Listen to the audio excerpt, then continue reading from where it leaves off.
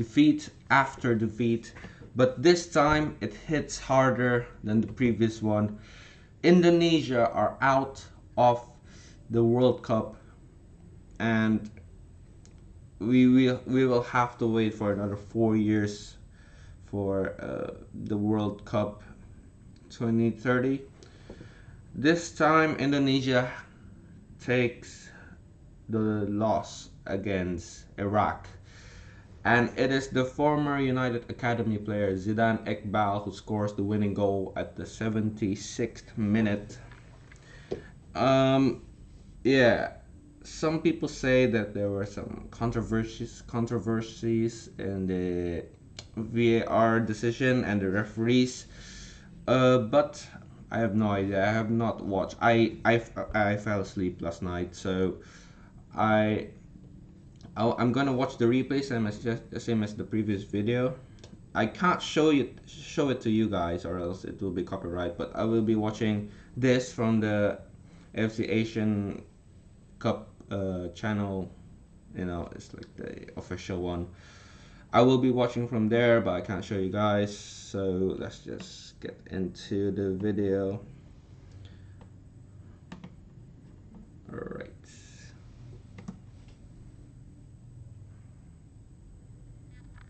No, but I was disappointing though against Iraq.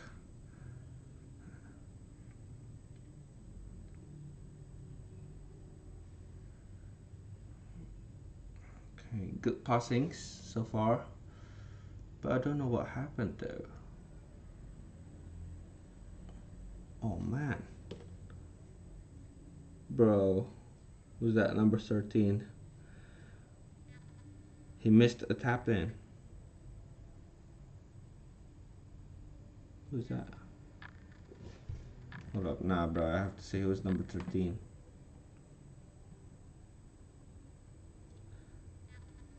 Who's that? I can't read that. Zelstra. Nah, man. But he was close down though, so you know, it's 50-50.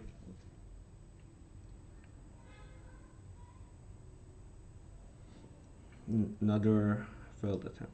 Why didn't Ola Romani play though?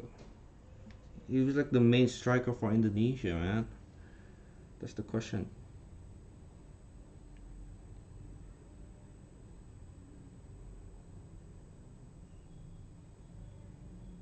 Oh, that was so close.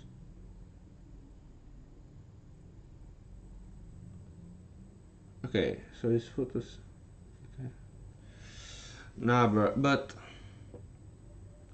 so the replay has been very Indonesia, especially in the first half. So many good chances. Like it was so slight. Dean James with a free kick. It was just a slight miss. But it was 0-0 at the first half. And it was very Indonesia. And then for the second half, see, so loss of a ball, Zidane Iqbal, I think, carries the ball from the center. Oh no. Oh, that was not the Zidane Iqbal, right? Or was it? Number 14 for Iraq. I think that was Zidane Iqbal. But he's been the core of Iraq since going into the national team. Oh, it was just unlucky, I guess, for Indonesia. The shots were unlucky. It was like straight to the keeper, but they were good chances. And number 8 for Iraq.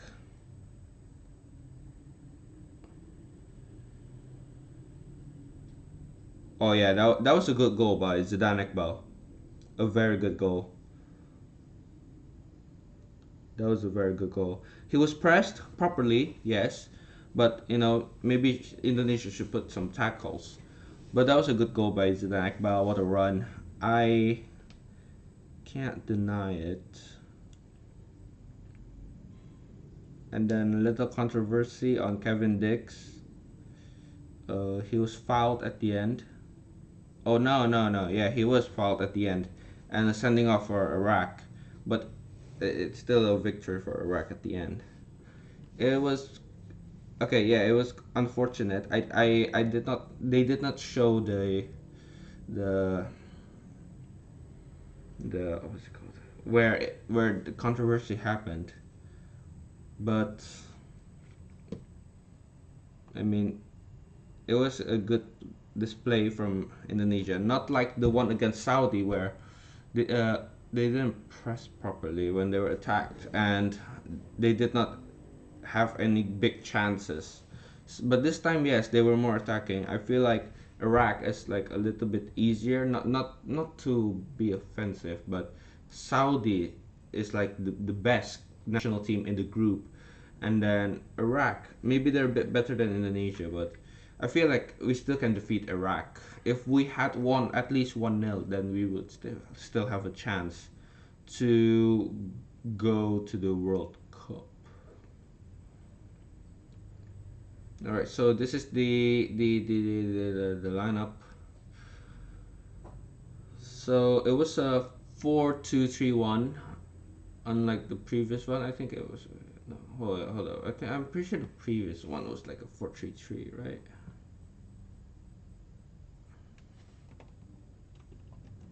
Let me check. Mm, the lineup. Oh, it's a 4-4-2. Yeah, I don't think it fits. So yeah, I think the 4-2-3-1 system is better for the Indonesian national team. Ole Romani was a sub. He was a sub. He went in. Same with Ragnar Mangan, but I don't know why he didn't start though. Maybe it's because of the play time. It was too close between two matches. But yeah, and once again, I think Indonesia should. Indonesia plays better in defense when it's a 3-4-3, because JZS, Rizky Rido, and another one, Justin Hubner, if he was here, would do good in the back three. Maybe Kevin Dix can also play back three, but yeah, I mean JZS and Rizky Rido, they both fit there. So I mean, a 4-2-3-1 could also do, but I think the 3-4-3 is better. And then Calvin Verdonk at the center defensive mid. I think he can play. I think he's very versatile. He can play attacking. He can play defensive. He can play midfield. He's definitely very versatile. Eliano Reinders, Joe Pelopessi. Joe Pelopessi has quality. Tom Hay. Tom Hay. I think Indonesia needs like a new midfielder, like especially attacking midfielder, uh, because Tom Hay, his age is not really supporting his performance. And the other midfielders are not really that class as Tom Hay.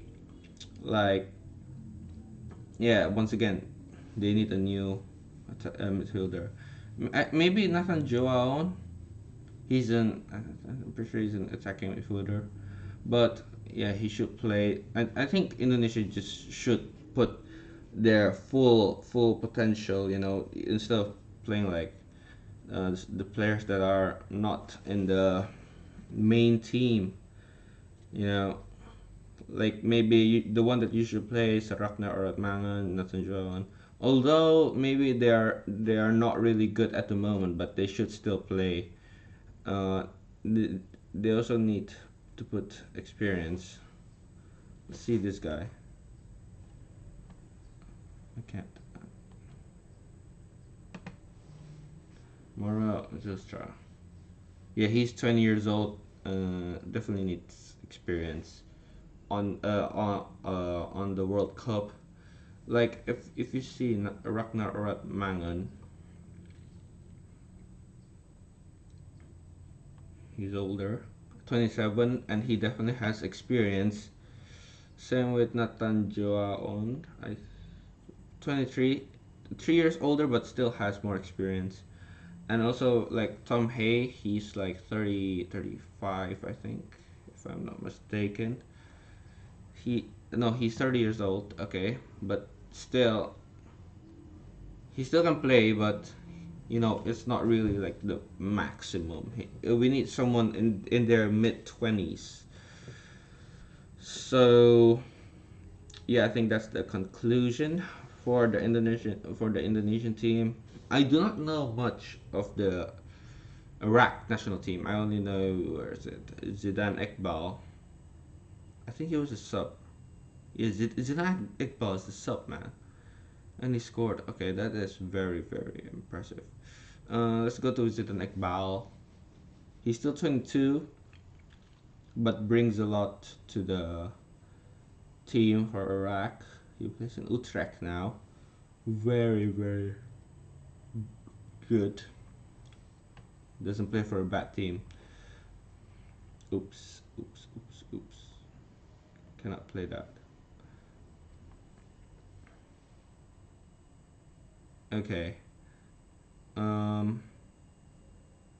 Yeah, I think that's pretty much a wrap. I think there's nothing much to say, especially after the defeat. If you guys see the table, where's the table?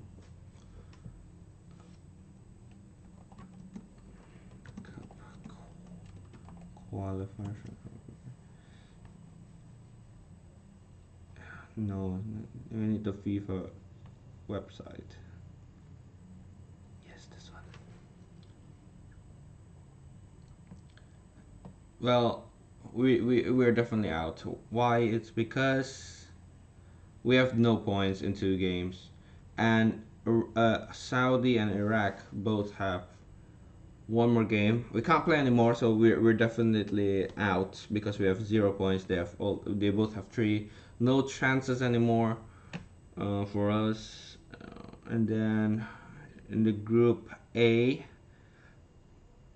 Oman has 2 games but 1 defeat, and the remaining game is UAE and Qatar. So I think if UAE wins like two nil, I think Oman still has a chance. But if it's only like 0-0 or uh, like a 1-0 or 2-1, I think Oman is out. So yeah, UAE is definitely going through. These two are also definitely going through. It's very sad, of course, as an Indonesian fan or as an Indonesian citizen, for your country who has been longing to go into the World Cup for years now, finally has a chance but bottles it. I think Indonesia needs to improve. For the coach Patrick Kluivert, I don't think he fully understands the team yet. So I think he needs time. Every coach needs time. He needs to develop the tactics because he just enters the national team like at the end of no at the middle of group no round 3. This is round 4, and in the round 3 he enters in the middle where the previous coach Shin Tae-yong was uh, was fired, sacked, I think. um yeah, and also I think Patrick Kluivert needs like more aggression towards the team, like Shin Tae-yong. If you see him, uh, he likes to shout at the team. He likes to he's very aggressive. He's very what's it called? Strong-minded. Whilst Patrick Kluivert, if you guys see, he does shout at the team, but it was very very rarely. So he needs to improve on that. He needs to be more, like Sir Alex Ferguson. He's very like close-minded. He wants everything his way. He needs to push the team more. Uh, he needs to make the players fit his system. He needs to, although the national team has barely any time to you know have the team together, maybe like 1 week or 2 week only. um, it's quite a difficult job, obviously, for Patrick Kluivert, But yeah, he definitely needs to adapt his system towards the team so that the team can uh, so that the team can build that chemistry, build the quality of the team, and also the team needs more experience. Honestly, like the young strikers, they need to play more in their club. They need more time. Maybe Indonesia needs like one or two more naturalization from other countries so that it brings more quality. Obviously, like the Dutch, the Dutch descendant like Elena Reinders, Tom Hay, Sandy Walsh, Martin Pies, I think, and then Rafael Struijk.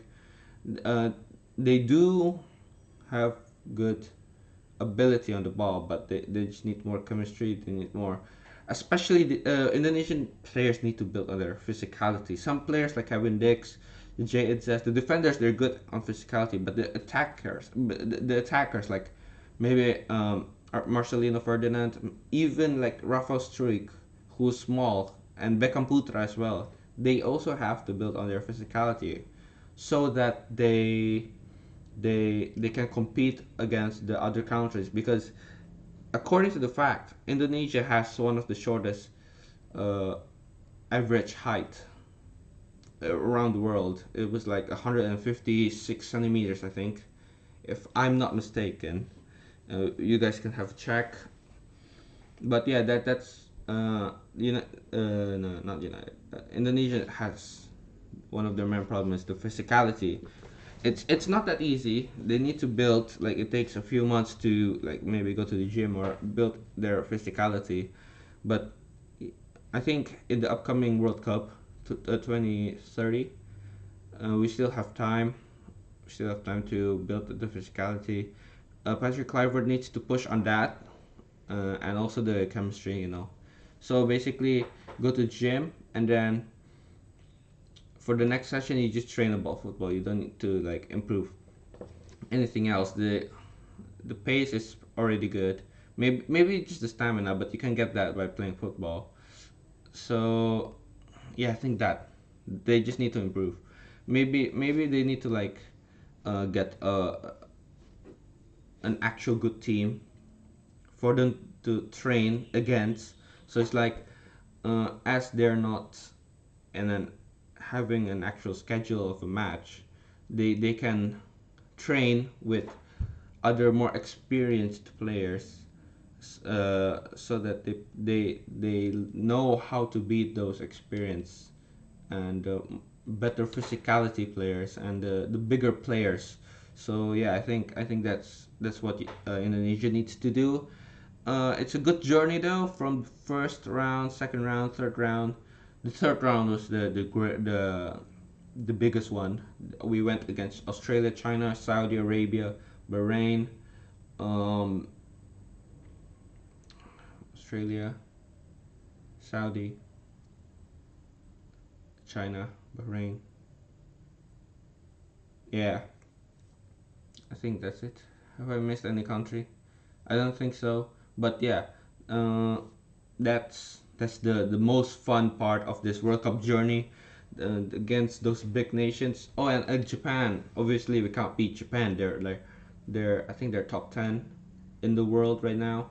So it's difficult to beat them. But it was a pleasure to see the Indonesian team fight against those way better players, so that they know that they're not actually that good.